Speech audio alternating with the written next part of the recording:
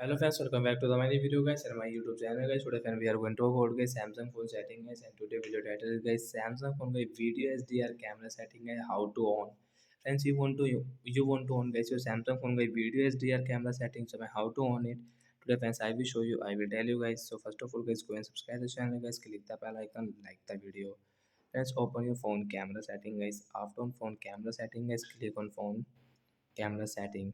Then guys scroll it, friends you can see guys auto HDR guys we will on it. So friends you can see this photo HDR guys you want to use, so you can on and off from here. Friends video HDR guys, you can see record front video in HDR.